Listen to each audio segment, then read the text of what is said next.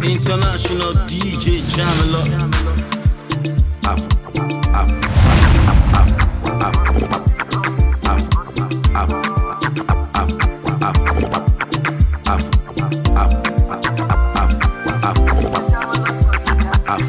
Make them no relax, so Jam Master Jamalot. yeah, if I consume me, get a see they do me, sweet and groovy, yeah. What up, ladies and gentlemen? You're welcome to Afro Jam Show on Instagram with DJ Jamalot. I'm here with my brother, the greatest, the biggest, one of the biggest DJs in Africa and the whole world. No other person but DJ Neptune. Welcome to the show. Thanks for having me, man. Wow, nice to to have you, man. This is greatness. This is the real Chilling deal. with great men like you. So. No man, brother, you know what it is. Right? You're the great man. Awesome. You know. Yeah, awesome. So Afro Jam Show, right? This is where we talk about DJs, talk about the creative part of music and entertainment.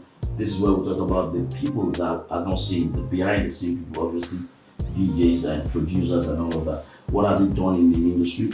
What are they seeing in music and what perspective are they seeing from and all of that. But before we go into that, I'm sure everybody would like to know DJ Neptune, the greatest. Tell me. Alright, so this is DJ Neptune. I'm a Nigerian, born and brought up in Lagos from Edo State. Family of four. Patrick, that's my biological name, and disc jockey. Basically an entertainer. That's my profession. So yeah.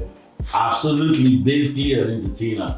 I mean, I've seen a lot of your shows, and you've evolved over the years. You know, back in the days, you used to be one of my favorite DJs. Thank you. On the radio. It was Raybar back in the days. I remember those days. You used to kill the afternoon drive show. Yeah. You remember? Crazy Okay, so times. I mean, those were some crazy old school 90s mix, mad, from back to back. Yeah. So but you've evolved. You've done a lot of works with artists. You've recorded tapes, mixtapes, and then have records released and all with different artists. Do you want to tell us how you evolved from just behind the decks and then now on the main scene? Okay, so professionally, I came into the scene 2001. Right. Shout out to DJ Douglas. I underscored under him. Right. And then, say 4 years into my career, 2004, I was opportune to get on radio, Raybar FM. And then, before then, I was doing my private gigs. I was DJing at a fast food back then, somewhere on the mainland, around Egbeda area. So basically just looking for that avenue to keep exposing the talent, let people know showcasing the talent. Showcasing the talent, Exactly. that's the right word. And then radio came on board. Right. I've never been a radio DJ prior to that time. Right. So that was another different challenge that I was ready to take on. Exactly. And I mean, beautiful journey. I did radio 6 years straight up, and that platform changed a lot in terms of my personality, my career, and then people getting to understand and know who DJ Neptune is. And for me, I still wasn't satisfied. We've done radio, we've conquered radio. So what's the next thing? There's so much branch you can move into in terms of DJing and the act itself. So shout out to Nato C. He signed me up as his band DJ. Yeah, that was in 2008. So I DJ'd the Collaboration. Right. And I played for a whole lot of artists, and he was one of the artists that performed that night. And after his set, we exchanged numbers. We started talking, and then he onboarded me as his band DJ. Wow. So now I'm doing radio. I'm touring with an artist, touring around Africa, touring around Nigeria, going to Europe, going as far as America. So it was crazy, and Absolutely. that was time consuming. Exactly. So I had to let one go for one. So I had to slow down on radio and I took up that challenge. Because I've done radio for 6 years now, Yes. so I wanted something challenging. And being on the road with NATO also exposed me in terms of how things are done in terms of the act DJing, bigger opportunities. Yeah, bigger platform, You know, obviously. I mean, just not just settling behind the decks, because Right. also we are influencer people. Our knowledge for music is broad. Like Yes. as a DJ, that's how it should be, technically. And then having moved around with NATO, gathering all this experience, I came back and then I told myself, you know what, it's time to start putting out my music. Wow. Mind you, before I went into DJing, music was what I originally wanted to do. Wow. You know, so going into DJing, gaining all that experience and exposure, Right. it was now time to infuse that into the knowledge of music that I have. You know, but then back then I had one of my uncle who would come to the house every weekend to put me through voice training and all that. But now I didn't have all that anymore. You know, but the knowledge of music was still there. Right. So I started collaborating with artists. One of the very first artists I collaborated with was YQ, who's a very close friend of mine. Ice Prince at that time as well, Shank, and then the list just started going, Jesse Jaggs, and then M.I. Abaga, and then did the 123 remix with the Lake that we Yes, wanted of to course. see in That's 2010. a huge joint. You know, and then from there, year in, year out, I'm just putting on music. So it was not like, okay, we know him as a DJ and now we know him as an artist as well. And Right. also like a part-time producer, you know. So all of that just, it's been a crazy journey, you know, I'm not gonna lie. Like, I mean, I've had my ups and downs, but that's life. What's life without challenges? Right, exactly. What's like that? I mean, that was just a major lowdown of who DJ Neptune is right there. You know, I mean, it's amazing. I didn't even know so much of this facts and background. So, I mean, I feel like I'm a very relaxed guy and I just Right. allow the job, do the talking while I'm just laid back, chill. But I'm eventually going to write a book because I feel like my journey is Right. one that will really, really inspire a lot of people. Having come from a family whereby they never really wanted me to do music, and then now finding myself in the entertainment space, all alone, struggling to make something out of nothing, being on the street, seeing Trying it to all, prove a point. trying to prove, you get me, leaving my comfort zone for 2 years, left my home, I was out there on the street, and I told myself, listen, you cannot afford to fail, you know, so You can't go back home. if you go back home as a failure, they're just gonna laugh at you like, we told you. We told you. You know, just go back to your room and, you know, so like, that's it. Absolutely. So, I mean, you know, one of the things that you said around, you know, you starting off with one artist, the next artist, I'm sure that's one thing a lot of DJs out there want to know. You know, I mean, shout out to Jimmy Jack. Last time Jimmy was on the show, one of the things he said is that, you know, the world is evolving, you know what I'm saying? And, you know, whatever you want to become now, you're a DJ today. I mean, it was cool to be a DJ, maybe just a DJ in the last 10 years. In the last 20 or 30 years, yeah, you know, people will struggle to identify with you as a DJ. Yeah. You know, so, but these days, people want, I mean, rich people want their kids to be DJs. actually be DJs, Yeah. okay? Now, so it's cool about some 5-10 years ago to just be DJ. But today, things are evolving, all right? You know, so you want to be a DJ and what? You know, I mean, it's just not about DJ alone, you know, and, you know, you start producing. And also, what was the journey like? The first artist, and then, you know, what you, some of the qualities you had, the music qualities you had that made you to be able to start producing. And also, you're not just a DJ. So I'm sure a lot of DJs out there would like to see or to hear that how did DJ Neptune come about to become an all-round producer, DJ, and an artist? So for me, when I started, it was just one step at a time because obviously you have to crawl before you want to start working. Yeah. You know, so having worked with a particular artist, Right. my major key is to put out quality music, you know, and that's what will attract the consumers. And then whatever artists I'm also looking to work with, because I mean, you want to measure the success of whatever someone has done or somebody's Right. doing. Right. Someone who's trying to align with you, you want to measure their success and be sure it's worth your time.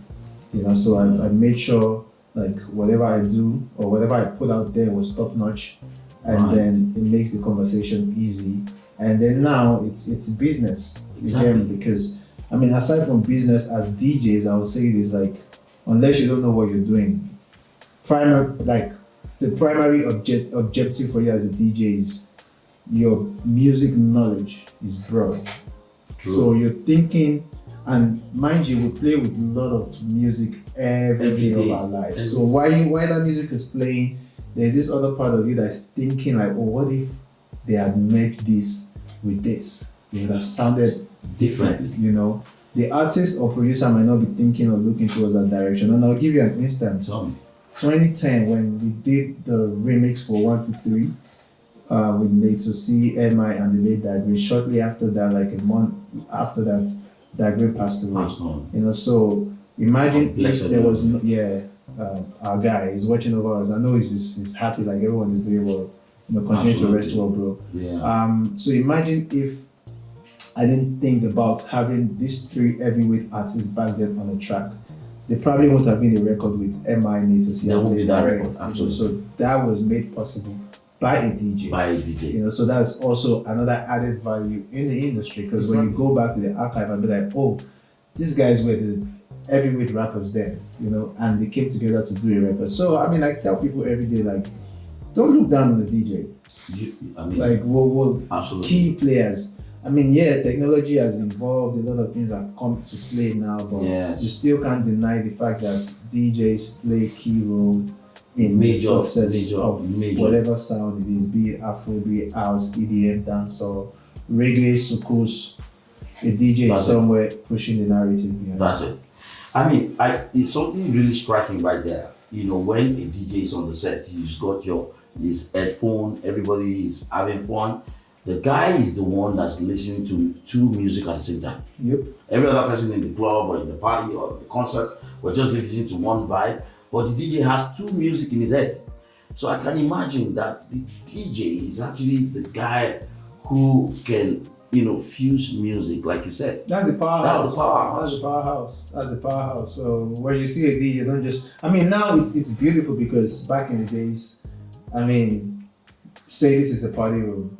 We're all here having fun. Yes. The DJ is nowhere to be found. It's somewhere locked up, like the passage or the kitchen or whatever. Yeah. And now people want to see the DJ live. You know, they want to see you do your thing. Right. So like things has evolved and things are still evolving. It's just a matter of you working your way into the game so you can be in the narrative where people are having conversations about whatnot, who's hot, who do we need to work with, and all that. Yes. What's your take in how music has gone from, you know, you remember back in the days when on the radio all we used to listen to was Jaru, Jennifer Lopez, at some point we didn't have our music on the airplay.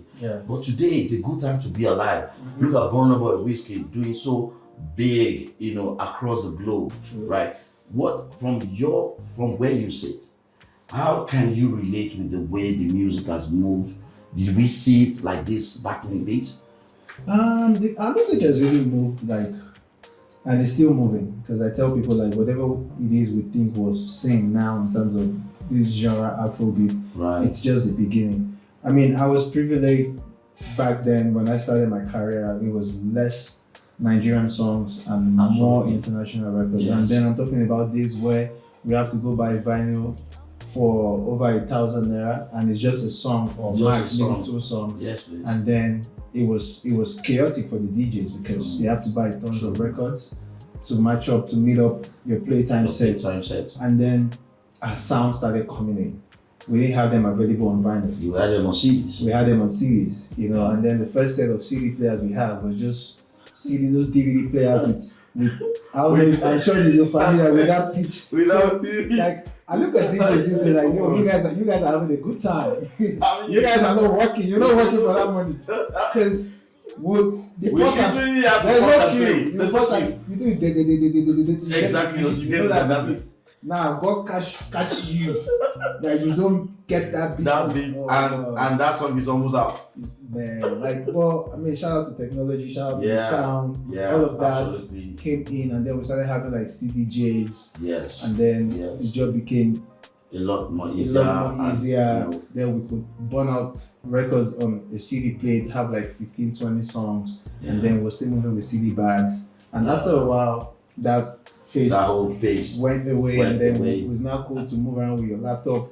And then you have the whole music in the globe. You know, and I mean, it's a good feeling. Right. And also, you can't deny the fact that the production from back then to now has changed, that's evolved. Like our production basically can match up any international sound out there. So kudos to the producers as well. Like everyone has just been doing their own beat, trying to grow this genre, grow the culture, change the narrative, and it's been a blessing. I'm moving from not being able to play that much Nigerian music on radio or at your party to now having Nigerian songs taking over. Like now, people don't even really want to listen to that much hip hop R&B anymore. Just give me the Afro beats, and I'm gonna have a good night. So it's a good feeling. So I really want to give credit to DJs. I mean, this is one of the reason why we have this platform.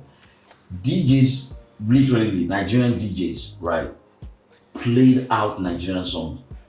I mean, it was a struggle to have a party where you have all the 90s, Jay-Z, Busta Rhymes. That was the party, all right?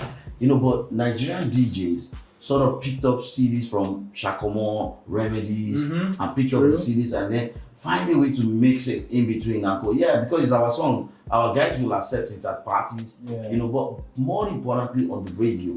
I remember, shout out to GML, Grandmaster Lee, you know, and a lot of radio presenters back in the days. They made sure, Kenny and D1, you know, so they made sure, JJ the Top Gun, shout out to JJ the Top Gun, you know, so they made sure, you know, so now where we sit, now we've seen the music move from that era to this era where it's now available, right? Now, what is it going to be like in the next 5 years, 10 years? We don't know what technology is going to be like. But you know, if we go on like this, we've conquered the world. What else? I mean, it's just gonna keep growing. Right. It's gonna keep growing because now there are better opportunities. As an artist, a new kid can wake up tomorrow, start building your own little community in terms of fan base, and then from there you have your social media right in front of you. You utilize it the right way, and then put out your music. The moment you put out your music, the next second is available to someone in Australia, it's available to someone in the United Kingdom, it's available to someone in China. So like, in the span of 6 months, don't be surprised if you get a booking to come perform in Austria. Just like that. So that's the level our music has gotten to right now, you know. So everyone is just trying to utilize it to their own advantage. Yes. I mean, it's cool to have the international labels come in and pick one or two artists. Yeah. But I mean, I just hope and pray everyone is signing the right deals, because I'm seeing some deals and it feels like this is just modern slave trade. Sorry, I have to put that into this. Please. You know, and I feel like our guys need to be careful, because if these labels are gonna come and pick talents, there's a lot of excitement in the air. Exactly. And pick talents from the scratch, develop them, own the craft. Own maybe not the craft, own the crate that I gave it. I did that boy from Surulere, and then we took him to that international level. Not waiting for them to get to a certain level, which is okay as well, but treat them right, give them good deals. Yeah, it's business, but be flexible. Absolutely, you know. So absolutely. I mean, you said. You know, it's like you giving a good product to the consumers. So for you, it's business, you know, and the way you prepare your music, the way you record your music, you have the consumers right there, you know. So and everyone needs to see it that way, especially DJs. You know, we're not just playing records. We're getting evolved into music production, and then from music production into the music business. I think that's still a gap where people are right now, and to understanding that the music business is real and it's free and it's here. I mean, the music business is real because you can see what's happening with our boys. The likes of Bonner, the likes of David, the likes of Rema, Fireboy, Joe Boy, they all, I mean, living well. They can decide to drive whatever car they feel like driving. Absolutely. You know, it's all for music business. They're not doing anything fraudulent. Their music is, I mean, it's evident. You're seeing them performing. Someone like Bonner, I mean, I'm sure Bonner has literally performed in all the continents. And he's still going to keep performing. Whiskey is about to have his concert at is doing a stadium level in the UK. It's no beans, you know. Wow. That's to fill up a whole stadium. it's no beans. These are things the likes of the Beyonce and Jay-Z were doing back in the days, and when I say back in the days, say far back like 10, 15 years ago. Yes. But look at this narrative now. So in the next 5 years, trust me, it's going to be crazy.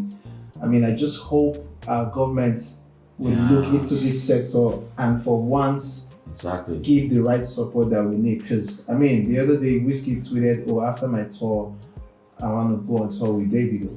Yeah. Imagine if we had 35 states, including the federal capital city, 36, and we have say 15 standard venue that can house 5,000 capacity, or maybe let me just say, and I mean the government is involved. This is going to create employment for people, cleaners, traders, whatnot, security, bouncers, even the government officials, the last man and all that. They will have work to do because you will control traffic now. It's easy, and even the government can come in. You know what? Okay, if the gate fee is XYZ, yes, this percentage comes to us. Come and do the show. The venue is available. Security, everything is taken care of. Yes. Davido Whiskey come and tour the 15 states across. That's revenue being generated right there. All they need to do as leaders is to just see the they benefits need to align. See this crew there will dry up one day. Align. Our boys are cashing out. They're making serious FX money, but you guys are making it difficult for us here. You know. What would be your advice to the young ones out there trying to just be a big artist one day? It's very simple. Just stay true to yourself. Work hard and wait for that opportunity. Sometimes you don't have to wait that long. You also have to be able to stand up and go grab it. Stand up and go grab it in the sense that these platforms are literally at your palm. They're available. You have your mobile phone, you have TikTok, you have Instagram, you have Twitter, you have Facebook. I want to believe you have like a steady number of followers. So if you're on sign and you know you're talented, let those pages represent you in a positive way. Put out your stuff. You're putting freestyles, you're doing covers. Trust me, one day somebody will stumble on it. Stop by it. It must happen. It must happen. But before it happens, make sure you're well armed, make sure you're prepared, so when it happens and then you're brought into the conversation, it doesn't feel or seem like you're wasting anybody's time. Right. You know, if I'm going to put money on you and we're having conversations and I'm seeing that, okay, you've literally done 30 or 40% of the work in terms of maybe songwriting and all that stuff, then I want to put money on you. Yeah, exactly. You know, that way I know, okay, you're ready, you're serious. Not just talent without any effort. No, it's not. It's beyond talent right now. It's beyond talent, and I mean, you can see these things. There are a lot of talented kids out there, but it's beyond.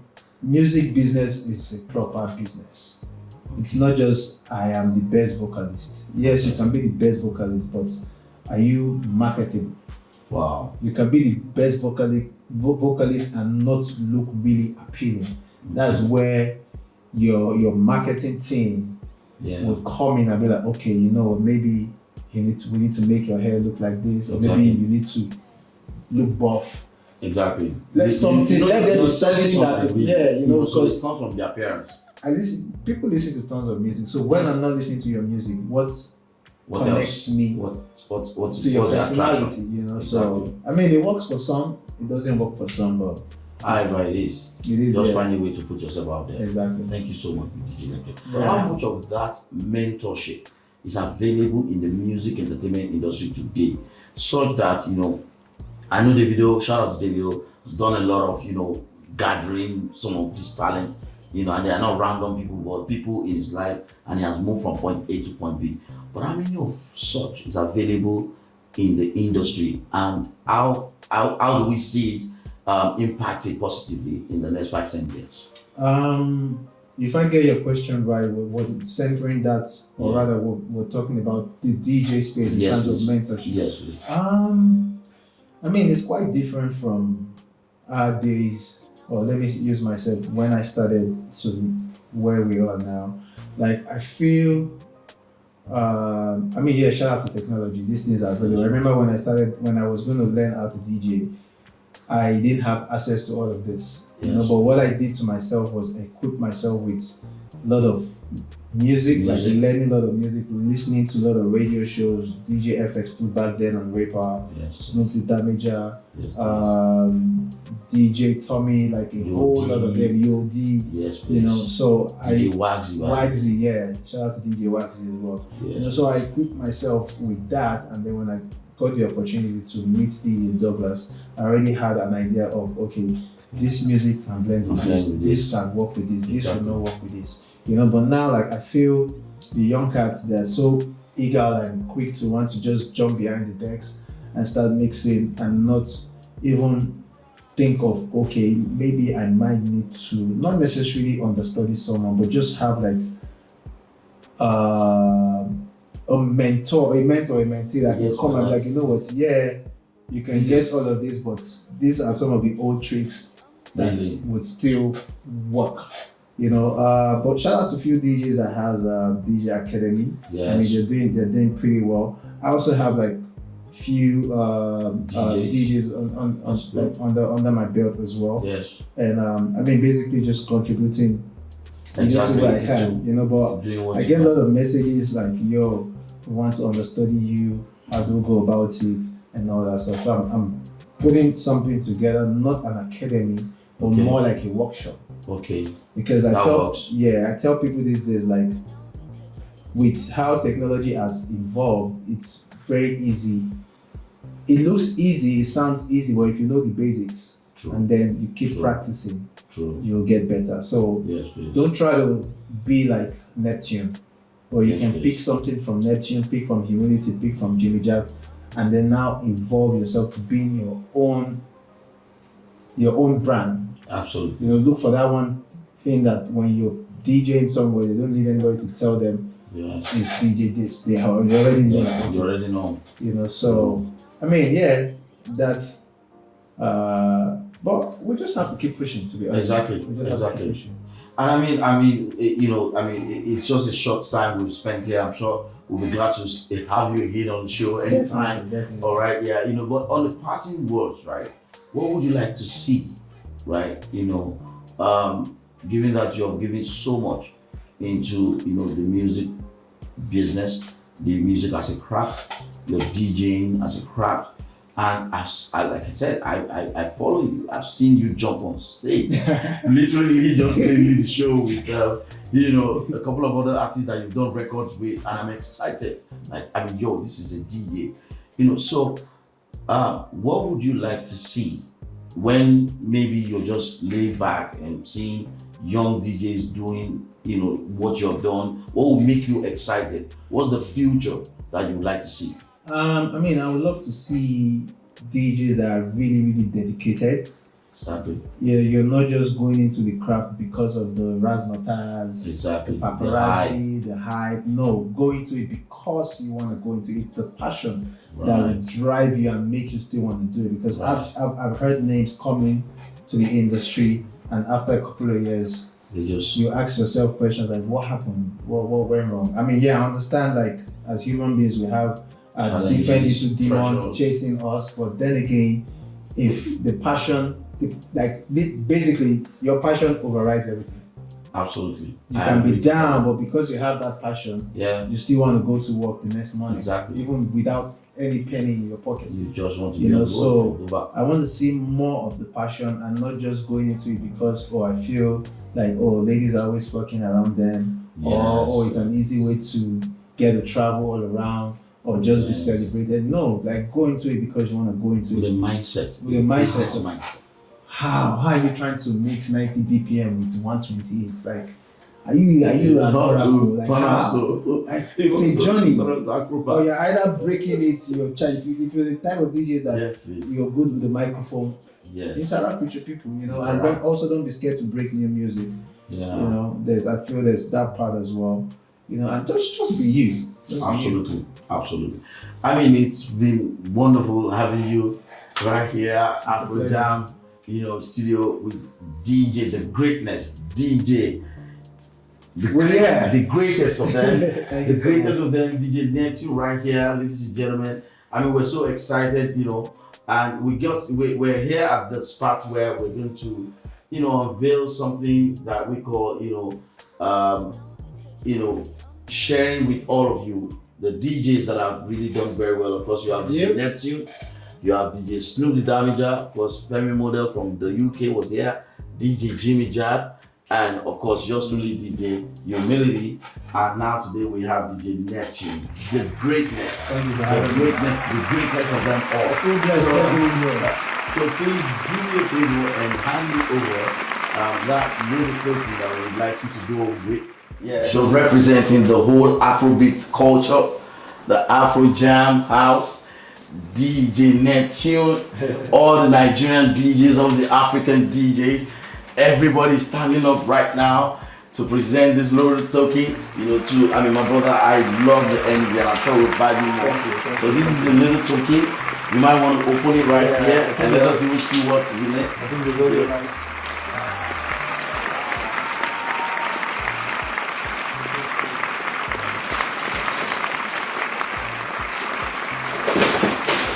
Thank you, Afrojam. I appreciate this. Wow, I love this. This is nice. I love it. Thank you so much. Thank you guys. I appreciate it. Thanks for the love.